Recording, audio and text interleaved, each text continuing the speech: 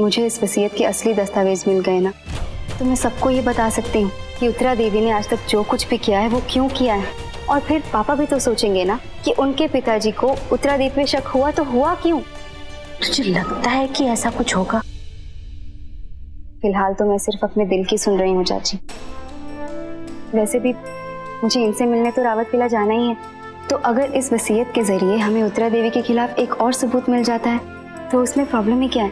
पर मुझे एक बात बता, नियति उसी घर में रहती है, तो नियति के लिए वो वसीयत ढूंढना ज्यादा आसान नहीं होगा? आसान तो है चाची, लेकिन उसके लिए मुश्किल हो जाएगी, क्योंकि उत्तरा देवी यही सोचती है कि हम दोनों बहनों में दूरियां हैं, हम एक दूसरे को अब पसंद नहीं करते। उत्तरा देवी को कभी शक नहीं होना चाहिए कि बिट्टू मेरी मदद कर रही है। पर फाल्गुनी, तेरा इस तरह से लेजर बन के रावत मेंशन में जाना, वसीयत ढूंढना, मुझे तो बहुत घबराहट हो रही है। तू अपना ध्यान रखना। हाँ रे, ये ध्यान रखने की सलाह ना अपनी फाल्गुनी को देना मम्मी टेप, क्योंकि लेजर का ध्यान तो खुद भगवान ही रख रहा है। अब ये क्या है? यो ही तो से लेजर का तेवर।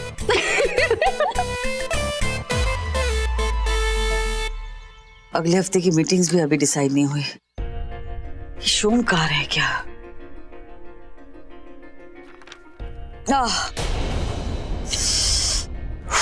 क्या होता है, तुम बार बार गर्दन क्यों मल रही हो? बहुत दर्द हो रहा है क्या? अकड़ से गई है।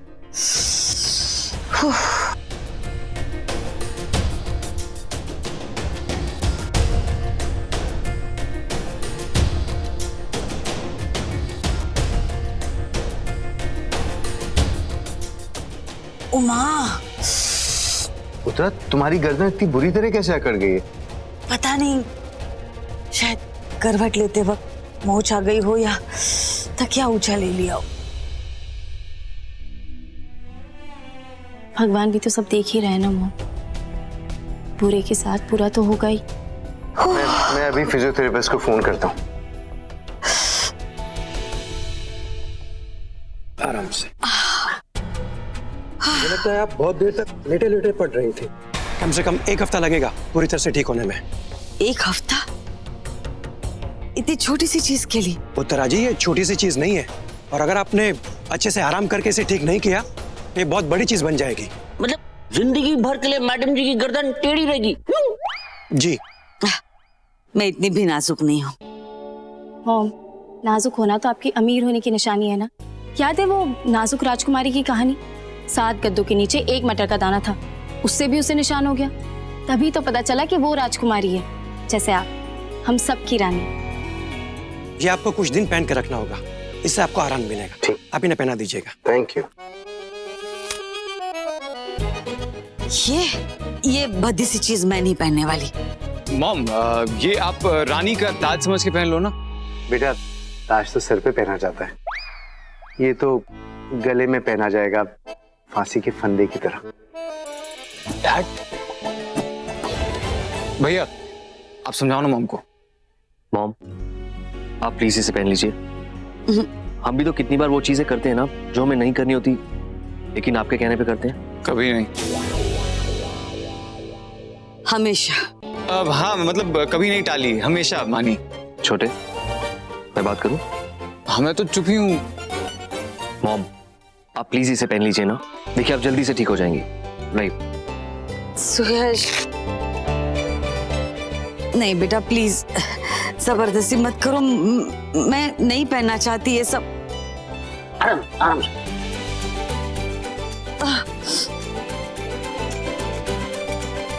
आराम से, ठीक है? जब कुत्ते गले में पट्टा होगी तो डोर मालिक के हाथ में होगी, तो जब मालिक के गले में पट्टा हुए तो डोर। शोम, फट गए बम। सॉरी मैडम जी। सुयश, इसे बाहर निकालो, इसे बाहर निकालो अभी के अभी। मैं चुप हूँ, चुप चुप चुप।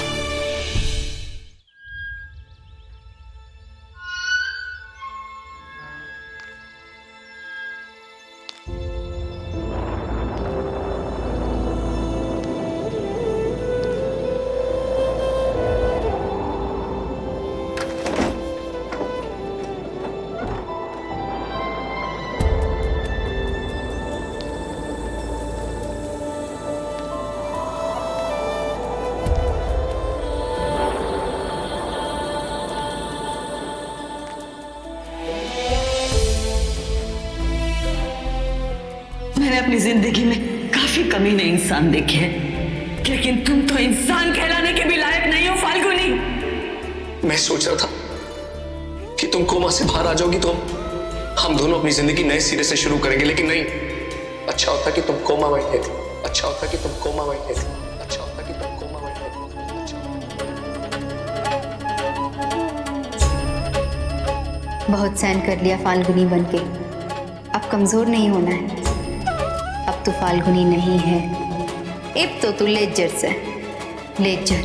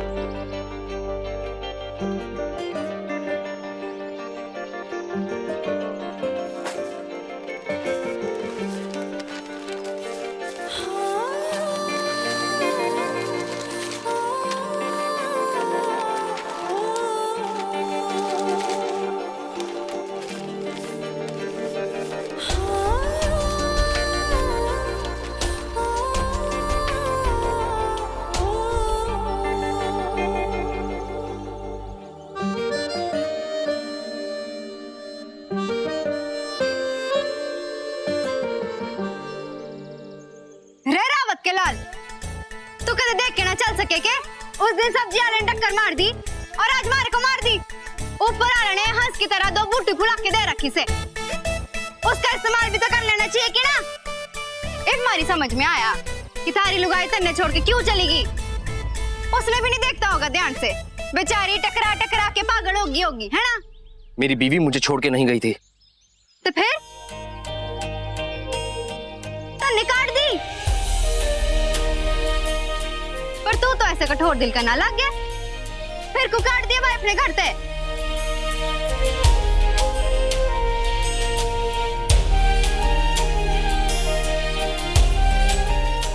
चल मट्टीदार, मारे को के थारी लुगाई तू जाने, मैं तो यहाँ अपने पैसे लेने आई सू।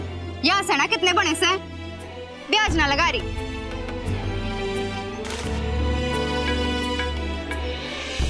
तुम्हारे पैसे पूरे 730 रुपए हैं। यो कैसे? ऐसे सीधा कोई पैसे दे वैसे के?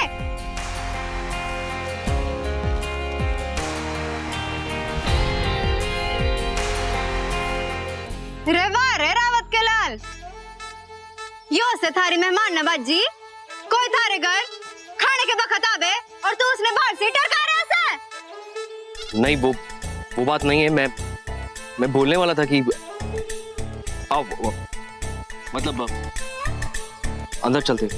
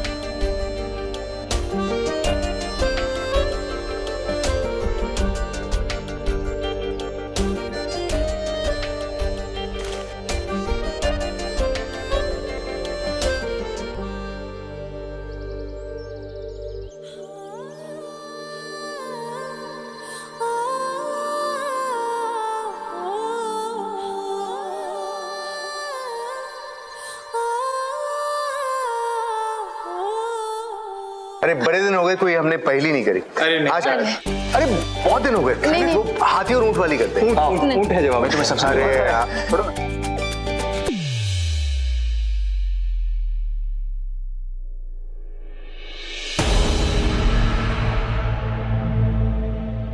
ये मेरा छोटा भाई है विधान, और ये उसकी पत्नी नियति। नमस्कार राजी। राजी खुशी सब कुछ।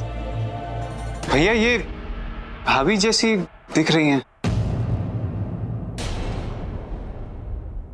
अगर ये जीजी माँ जैसी दिख रही है तो मैं भी तो आलिया भट्ट जैसी दिख रही हूँ ना। और ये थारा बड्डा भाई। नहीं, ये मेरे डैड है। डैड? पर यो तो जिंदा सा। नहीं नहीं, ये मेरे पिताजी हैं। यो घबरो जवान, थारा बाप कैसे हो सके से? आप तो फिट एंड फाइन सो के बाद से आप तो सिर्फ 2-4 साल ही बड़े लग रहे सो इनसे, बल्कि दादी में तो यो आपसे बड़े लग रहे से। अब मैं क्या कहूँ, लोग हमेशा मुझे सुयश और विधान का बड़ा भाई समझते। कौन अंधा कह रहा है कि आप विधान और सुयश के बड़े भाई लगते हो?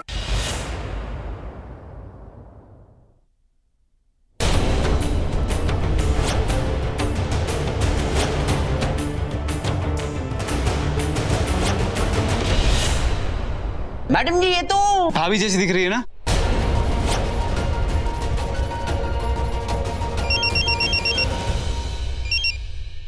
हाँ जी तेजा जी, क्या हो गया? लेजर बेटा, मार्केट में सबके सब हमारी साड़ियां रखने से मना कर रहे हैं।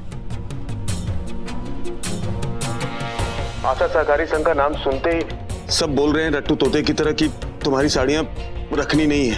रट्टू तोते की तरह ना तेजा जी, पालतू कुत्ते की तरह।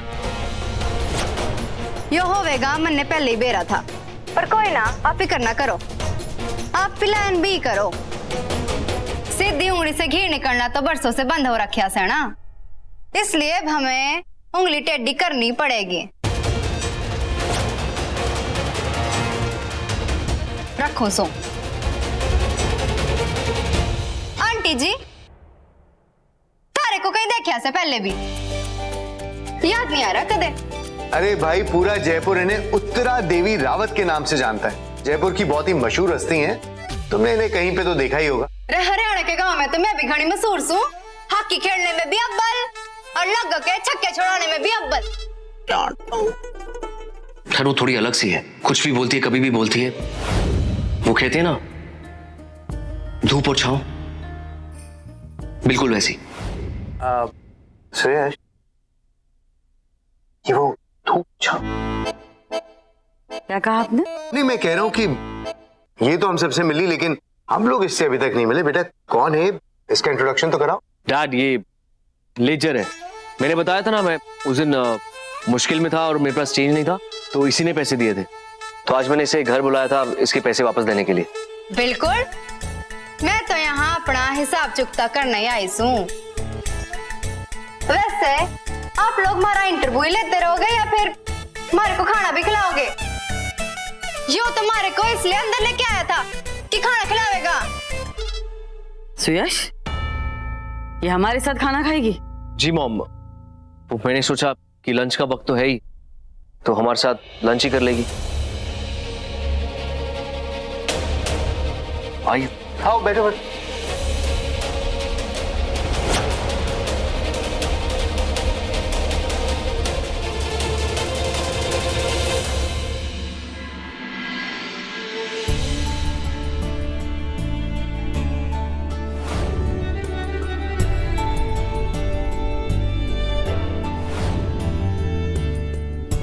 आज इस टेबल पर आपको आपकी जगह मिल ही गई जीजी, बस अब बहुत जल्द आपकी इस घर में वापसी हो जाए। क्या सोच रही हो नखरे वाली, चलो ना।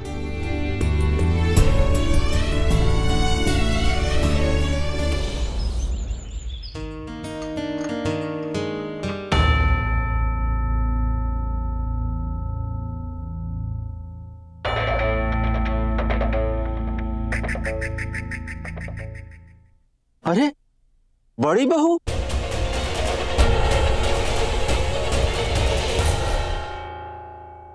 देखा, मैं कह रहा था ना कि लेजर जी भाभी जैसी दिखती। काका ये कोई और है?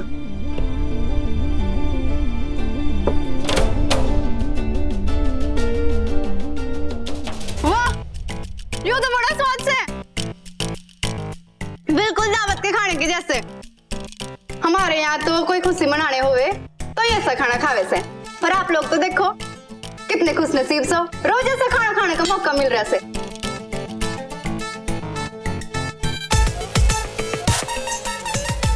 फिर भी ऐसे उदास से चेहरे बना के क्यों बैठे सो?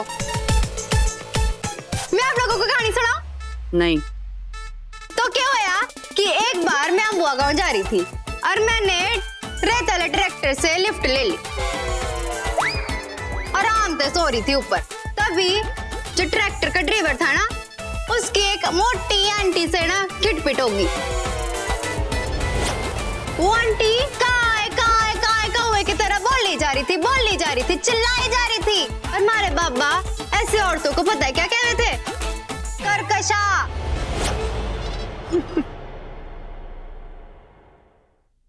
उसके साथ उसका एक पालतू भी था। कुत्ता? ना, पालतू आदमी। बड़ी शान भी खेल रहा था कि मैडम जी की गाड़ी 1 करोड़ की से और मैडम जी की साड़ी 10 लाख की से। मारा भी ऐसा दिमाग खणका कि मैंने सारी की सारी रेत ना उस आंटी के साड़ी और गाड़ी दोनों पर डाल दी। बेचारी आंटी, उसका मुंह तो बिल्कुल इतना सा हो गया था, इतना सा।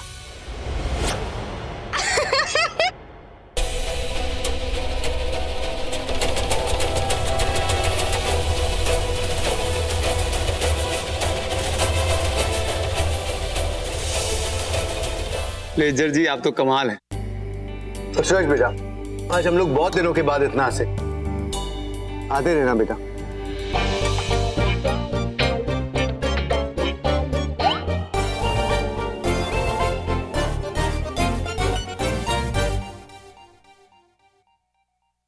अच्छा, हाथ धोड़ कित जाओ ऐसे? दाई और वॉशरूम।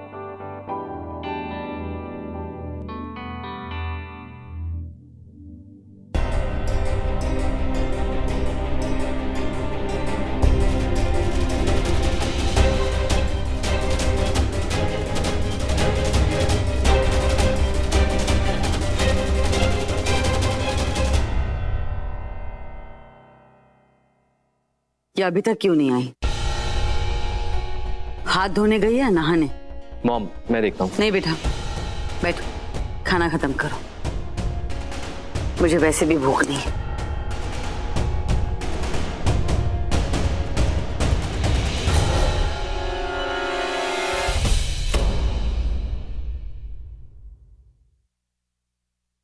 ए लड़की,